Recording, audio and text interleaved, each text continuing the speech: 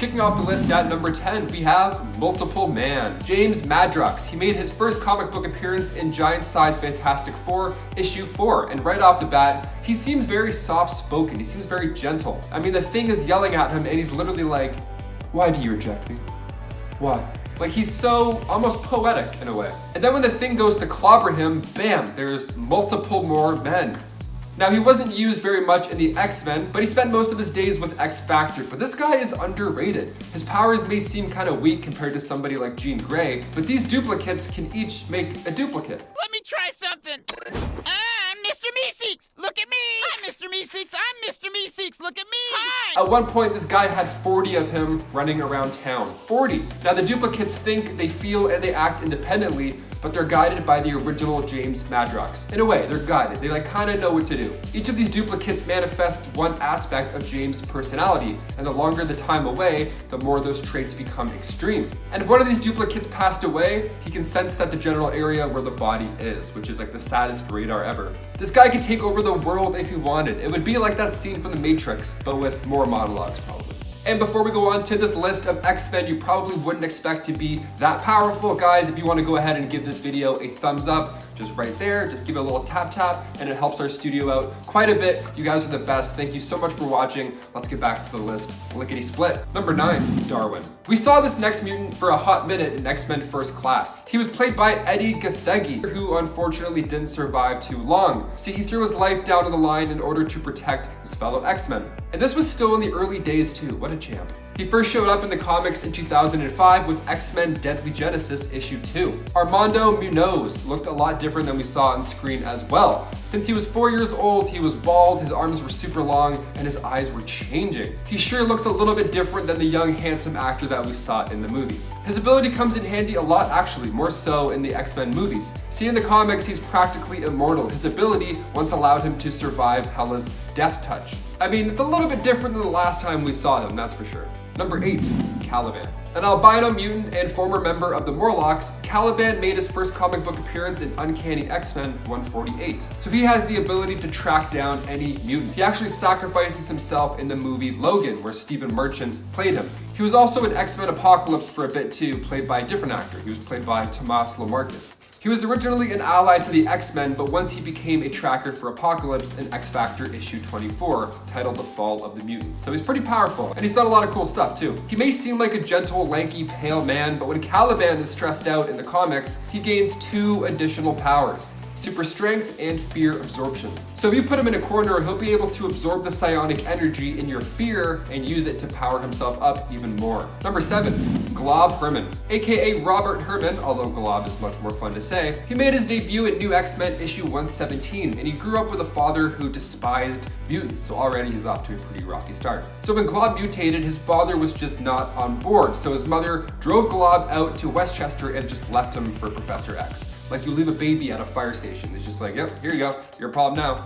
This mutation was interesting. So his skin was this transparent living wax, which he's able to maintain being on fire, which is pretty amazing off the bat. You can light him on fire and he's good to go. That's amazing. He runs with the New Mutants now, and although his name is silly and he's literally a glob, he can also possess powers of super strength and super speed, despite how he may look. So he can get hit by these massive bombs like it's nothing, then he can fight whoever launched that bomb with ease. The X-Men literally once used him as a heat shield once. They strapped Glob to the front of their ship, and it didn't seem pleasant for a man Glob, but he was good. He didn't die or anything. He had to rest for a bit.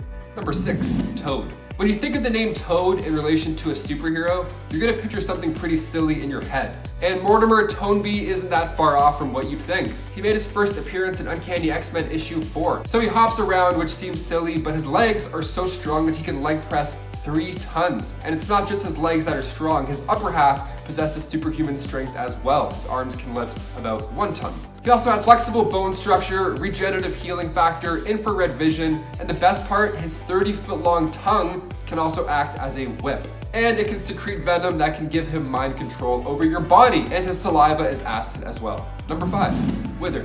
Making his first appearance in New Mutants Volume 2, Issue 3, Kevin Ford grew up thinking that he was cursed, or he was the most unlucky person ever, one or the two. See, his mutant power started manifesting, and then he noticed it first in his plants, and then he noticed it in his clothes, and then he noticed it in people. So what would happen is his plants would wither. They would wither and they would die. And then his clothes were starting to decay as well. So once his father figures out this mutation, he tries to calm him down, but coming into contact with him, obviously the inevitable happens. He sees the world in this lifeless or decaying way now. See, it's part of this mutation. He can disintegrate all forms of organic matter just by one touch.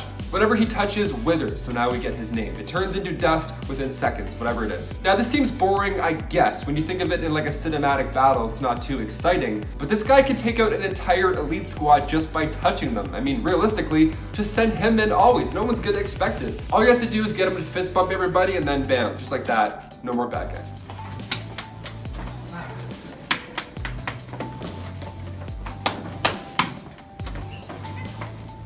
Number 4, Nocturne. This next one, she comes from Earth 2182, where she's the daughter of Nightcrawler and Scarlet Witch. Now, she's got her dad's looks, unfortunately. She's blue, furry, she's got 3 fingers and 3 toes. She's got a tail and yellow eyes and pointed ears. Now, sure, she looks like she can take out any bad guy, like she looks like an alien. So she possesses the powers of both of her parents. She can blast off energy bolts, she can climb walls, but what makes her even more powerful is that she has the ability to possess others for 12 hours, or 1 lunar cycle. But once that timer is up, the victim is just completely out of it for 24 hours, just comatose. This super offspring packs a super punch, that's for sure. Number 3, Tattoo. Christine Cord made her comic book debut in the new X-Men issue 126. She was a student of the Xavier Institute, and she's known as Tattoo, well, because her mutation allows her to display messages or designs on her skin, and she can phase through matter, which is also kind of fun. She's pretty awesome. I mean, when you first think of her, you may just think of the skin messages and be like, oh, whatever, maybe she's a spy, maybe she can be like, send help and then use her skin. Cool, that's good. But check this out. Tattoo actually phased her hand into Cyclops' head once and told him that if she becomes solid, he would not survive to see the end of it.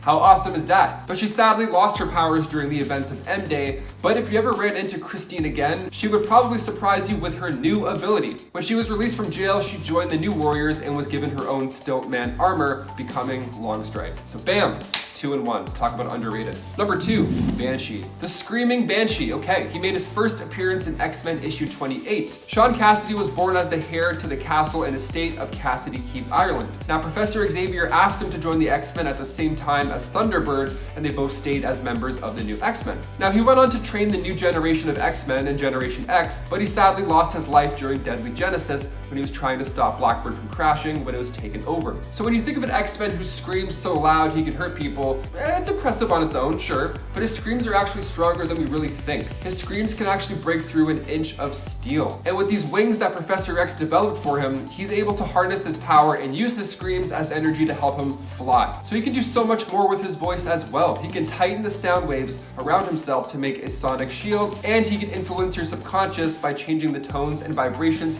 of his voice. He can literally change your mind. How awesome is that? What do you mean you want a divorce? And finally, number 1, we have my favorite on the list, Bailey Hoskins. Okay, I have to talk about this poor kid. Okay, strongest X-Men you wouldn't expect? Yeah, that is for sure Bailey Hoskins. The only appearance of this kid is in the 2016 miniseries X-Men, Worst X-Man Ever, which is a pretty cruel name. He was a student at Xavier's School for Gifted Youngsters, and his power is pretty spectacular. He can self-detonate, he can make himself explode, and you would never expect it just by looking at him. I mean, come on. He reminds me of Hogarth from the Iron Giant. He's such a cute kid. He used this fantastic ability once. And his last issue in the comics was X-Men Worst X-Man Ever, issue 5. Kicking off the list at number 10, M. Monet St. Croix made her first appearance in Generation X, issue 1 as Penance. And by the time issue 40 rolled around, she was introduced as Monet. She was the second child of Ambassador Cartier St. Croix, who was a wealthy former president of numerous corporations. Now, although she had an older brother and 2 young twin sisters, her father still favored her. Now, her brother Marius had mutant abilities, and when they manifested, he became evil. Sadly, he actually took out his mother and was kicked out of the family, and then he asked Monet to join him, traveling through other dimensions, gaining power. She was like, nope, I'm good, thanks. So she rejected him, and Marius trapped her in this form of a mute creature with diamond-hard red skin. And he fed on her powers. What a not nice guy. It's awful. So Claudia and Nicole, her sisters, the twins, they joined forces. Like, literally. They merged into a new version of Monet. And it was all pretty much the same. Personality, appearance, and powers. M is a telepathic genius, and of course super strength and super speed sure does help her get the job done. Before we continue on with this list, guys, if you want to go ahead and give us a thumbs up, that would be great. It does help our channel quite a bit. You guys are the best. Thank you so much for watching. Let's go right back into this list. I don't want to waste any more time. Number 9, Frenzy. Okay, Joanna Cargill. She made her first debut in X Factor issue 4. Now, she accidentally punched her father so hard that her hand went through his chestal plate, which is just a great way to find out you have powers. Now, her father was in no means a good person at all, but still, finding out you're a mutant in that way is pretty rough. That's pretty traumatizing for a young kid. So she became known as Frenzy, and she joined the Allegiance of Evil. Now, after the Acolytes disbanded, Joanna became ambassador for Genosha and stood by Magneto until she was captured by the US government in order to learn more about Magneto, but she didn't talk. She was a tough one. She didn't talk until Jean Grey entered and freed her, giving her the option to join the X-Men the easy way or the hard way. Jean used the hard way, and then Frenzy's entire attitude was changed. Her personality was like campy, it was awkward, not nearly as confident as before, but her powers were still there. She did help the X-Men find Magneto's base. She was a team member, even if it was forced and campy. So after Magneto's defeat, her mind control was released and she rejoined the Acolytes and then left the X-Mansion. Super speed, super strength, super stamina, super everything, you name it, she's got it. Her body has been described as being hard as steel, making the She-Hulk put up quite a fight. Number 8, Armor. Hisako Ichiki made her first appearance in Astonishing X-Men Volume 3, Issue 4.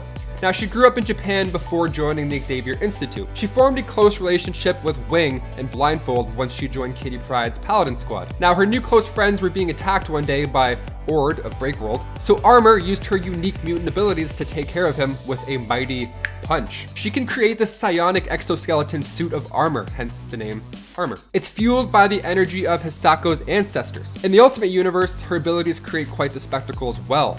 They appear in the shape of these massive animals, these great beasts, even dragons at some point. As if these abilities weren't surprising and fantastic enough, she also received combat training from Wolverine and tactic training from Cyclops. So she's kind of a big deal. Number 7, Vulcan. He named himself after the Roman god of fire, but Vulcan's real identity was that of Gabriel Summers. He was born after Cyclops and Havoc. Well, not really. He wasn't really born. He was actually surgically removed from his mother's body and placed in an incubator accelerator, then aged to be at his prime, and then sent to Earth to work for Dak and Shikari. One of those normal childhoods, you know? So he escaped and he was found by Moira McTaggart with no memories of who he is or where he came from. Poor kid. So he asked for Charles' help, and then all Kid Vulcan wanted to do was learn about his mutant abilities. Sounds like the perfect student. Like, come on, you're doing all the right things. Charles needed help from him and other newcomers to find the remaining X-Men. So Charles put him in this danger room as a training exercise to get them sharp in a short amount of real time. So it felt like months of training, but in fact it's only a few hours. And then Vulcan and this new team were sent to Krakoa to rescue the original X-Men. But Vulcan revealed to Scott that Xavier sacrificed his own brother to save him. Number 6, Maggot. That's a fun name right off the bat. Maggot? Maggot, or I mean Japheth, first appeared in Uncanny X-Men issue 345. He was born with 5 siblings but never grew at the same rate as them. And on top of that, he had struggled with pains in his stomach. Sadly, those pains turned out to maybe be cancer, and he feared that he would run his family dry with medical bills. So at just age 12, he left the South African village and started to think of a dark solution to his problem. Super tragic. So he ended up in the Kalahari Desert and was found by Magneto, who figured out that these stomach issues were actually these 2 slug-like creatures that lived in the boy's body, and they acted as his digestive system. Years later, Maggot reached out to Magneto in hopes that he would help him with this gross situation.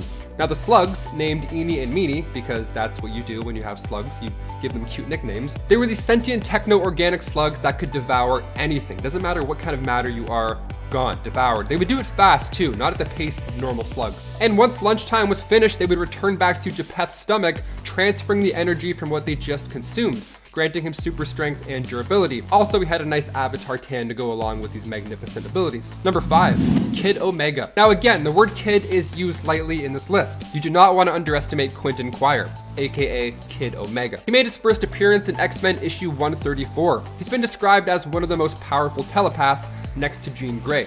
So off the bat, you know you're in for a treat. He was one of Xavier's prized pupils. That is until, of course, he put together the Omega Gang, which was his gang that would handle humans after they've committed crimes against mutants. They would do it themselves, not in a poetic way, to say the least. They were like the super kid police. They even went to a tattoo shop and made it official. They got these omega symbols tattooed over top of the X. Now his abilities are insane. He can manipulate your perception, judgment, wills, and common sense. He's able to track you down by listening to your thoughts, folks. Your thoughts, he can hear your thoughts. And even in this instance, if you were a telepath, you wouldn't see him coming because he would block out your powers to sneak up on you. One of the coolest things about Quentin is the psionic shotgun that he can create. It just looks cool. He just channels all this mental energy as this astral energy shotgun. And if that doesn't do the trick, the psionic rocket launcher should. Number 4, Kubark, aka Kid Gladiator, another kid. Kubark is the son of Emperor Gladiator. He was this young prince sent to Earth to train and discover more secrets about his powers. And the one place you go and do that is of course the Jean Grey School for Higher Learning. Warbird was his bodyguard, and the reason that he was sent to Earth, this new kid on the block, was because he destroyed more than half of the Shi'ar royal city on Chandalar.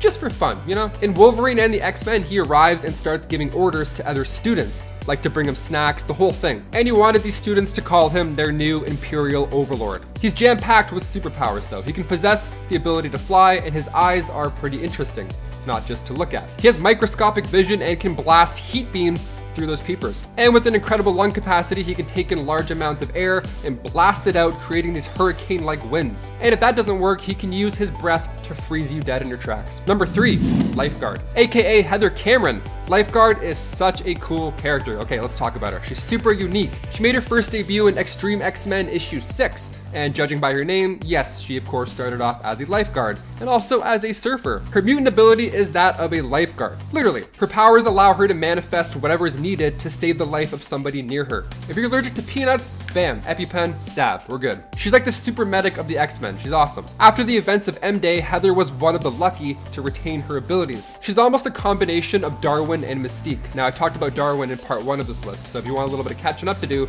you know where to find that. Number 2, Zeitgeist. Axel Clooney. He was seen in Deadpool 2, and he made his first comic book appearance in X-Force issue 116. His ability, let's just talk about it. He can spit acid, like a lot of acid. So much acid. It can eat through any substance, and I think what makes this character even more wild is when he himself discovered these powers for the first time. Oh boy, okay. He was at the beach hanging out. He met this lovely woman. They clicked. It was romantic. They were nice. They were kissing on the beach. And then all of a sudden, this happens. A lot of acid puke. A lot of puke. Real nasty stuff. Ugh. But this guy is super powerful. Like, he can take on so many mutants. I mean, it's gross, but if only he didn't spew it out of his mouth, maybe he had fingers that could do the acid shooting, he would be less of a gag. Pun intended. And finally, coming in at number 1, Jubilee. Making her first appearance in Uncanny X-Men issue 244, Jubilee, aka Jubilation Lee, first discovered her mutant power of generating these dazzling sparkles from her hands. She was always seen as this little sister type character from the start, but she packs a powerful, pretty punch. She was discovered by Dazzler, Cyclops, Rogue, and Storm during a rescue at the mall, and when she followed the women back through a portal, she ended up at the X-Men's temporary base in the Australian outback. Jubilee and Wolverine ended up becoming a good pair, working missions together, and they were a fun duo. Now her powers grew to a whole new level when a vampire ended up infecting the area of Union Square. This happens in Curse of the Mutants, and Jubilee, being caught in the path of this infection, ended up becoming a vampire. It was a pretty big deal. Even before the vampire stuff, this is a highly underrated character to this day. Kicking off the list at number 10, we have Mimic. Calvin Rankin came into comics in X-Men 19. He was the son of a scientist, and when he was just a child, he knocked over a beaker filled with this experimental chemicals, okay? Now this red gas emerged and he inhaled it, so now he has this amazing ability where he can mimic anybody else's powers. They just have to be standing close by. Now the team at first is trying to take him down, but they're failing, of course, as he's just adapting to their every move. So while this ability does sound like one of the best, it kind of just depends on who's near you. I mean, he's not too powerful, but he is, if you're the one that's powerful that's near him.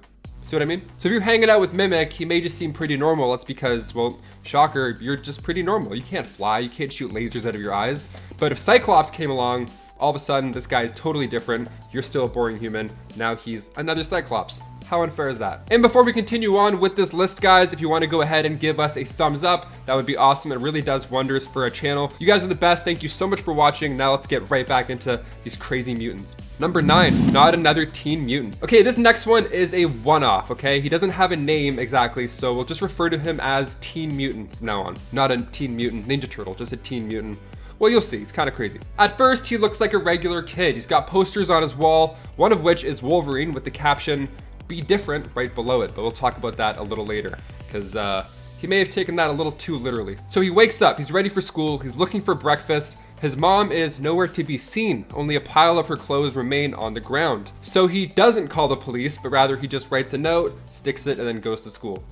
If you ever wake up and there's just clothes left, call the police no matter what. That comes first. On the way to school, he sees there's just a collar lying on the sidewalk. Just a collar, no animal. Okay, odd. What's going on? Finally, he sees people. He's like, okay, great. I'm not going crazy. Whew, that was a close one. But I bet that he wished that that was the case after what's about to happen. So he has this neat ability where people just don't survive being close to him. They kind of explode. It's pretty gross. And he hears it from the guy in that poster himself. He hears it from Wolverine when he finds him ducking out in a cave. So what happened was when he hit puberty, he developed a specific mutation that radiates a series of toxins and acid-like poisons. So it wipes out any organic tissue in its way. It turns it into vapor. So the number of people that he ended up taking out that day was a whopping 265.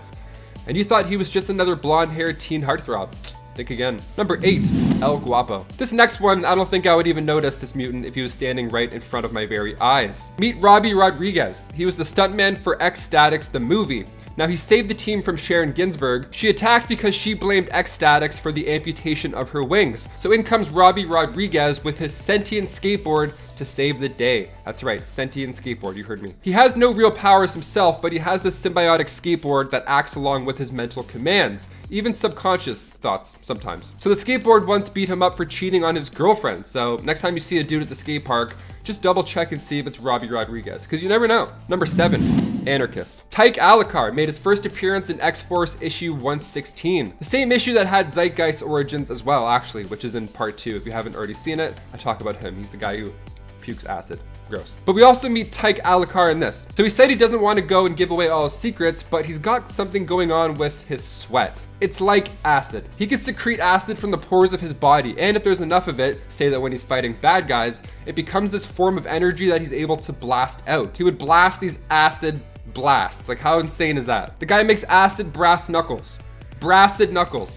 He was a new addition to the team to replace Sluck, but they weren't a fan of him at first. They thought he was a risk, not a team player, high maintenance, and mentally unstable. Although he pulled through for the team at the end of the day. Number 6, Cypher. Douglas Ramsey came around with comics with New Mutants issue 13. Now he believes that language is power. And when we first meet him, he's a smart dude in a vest. He's got nice hair, he's talking about deciphering codes. We wouldn't expect too much from him. Maybe he's their guy in the chair.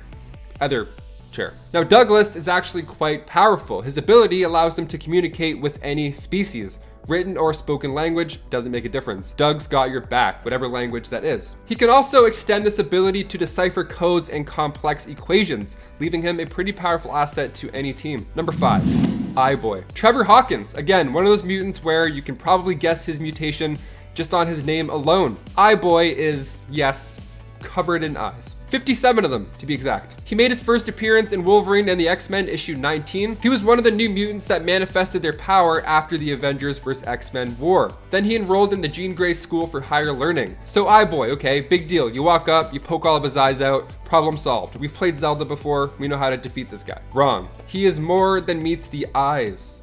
Trevor can of course see you coming, and though his eyes can't shoot laser beams, they do have a plethora of unique abilities. I'm talking microscopic vision, telescopic vision, X-ray vision, night vision, infrared, thermal, chemical detection, you name it, he can see it. All these eyes will see you in any sense. He can even pick up on your body language quite well. Number 4, Nature Girl. Lynn Lee made her debut in Wolverine and the X-Men Volume 2, Issue 1. And at first she seems like a regular student, just maybe with antlers. Okay. So Nature Girl can control and bond with animals, which sounds pretty peaceful if anything. Like if I could control animals, I'd spend all my time in the woods. I'd just take a flute and I'd have a great time. Maybe even pack a lunch. It'd be lovely. With her powers, she can of course do that, but also go further. She can connect to the natural world and control all of nature. Living beings, plants, weather, the very geology of the earth.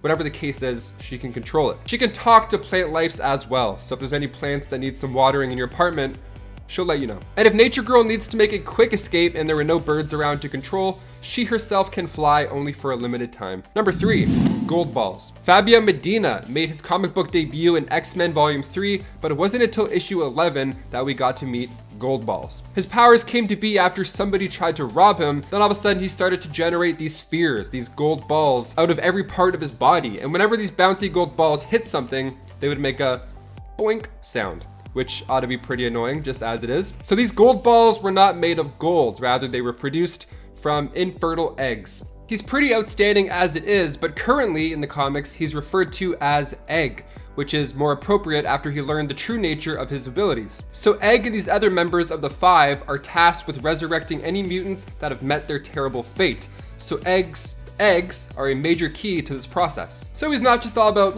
being gold and having balls and stuff. Number 2, Tag. Brian Cruz made his first appearance in New Mutants Volume 2, Issue 10. He was actually reborn thanks to that group of 5 that I just mentioned with gold balls. So Brian's powers are pretty amazing. I can see how one wouldn't expect him to be as powerful as he is. So he has what's called the pariah effect. So if he tags you, hence his name Tag, when he tags you, you become it. Then he uses this form of telepathy to make you emit this signal that causes everybody else to run away from you, just to leave your vicinity. Or they can run towards you, which is even scarier. And he can decide on that number of people affected as well. It could be one person chasing you, or it could be 200, depends how many are near you. This effect stops after the victim reaches 100 feet, but still, that many people in that radius all running towards you, like what if it was Black Friday? It would be an absolute nightmare. Also, these people that are chasing you are fully aware of what's happening, they just can't control it, so if that's not a nightmare, I don't know what is. And finally, number 1, we have Summoner. Making his first appearance in X-Men Volume 5, Issue 2, the Summoner. The Summoner at first just looks like a mutant child. It's referring to its mother, so off the bat you assume, okay, young. He's the son of Bracken and Apocalypse's first horseman of war. He was born 300 years ago on Araco, the highest ranking out of all the other summoners. They were these wizards that can summon creatures of Araco. Now his grandmother was taken out by the dark god of Amenth, Annihilation. So that's when the Amenthi Daemons destroyed Araco's towers and then attacked and wiped out all those mutants. Now the Summoner is not just a pale child, he can summon a horde of elementals as well.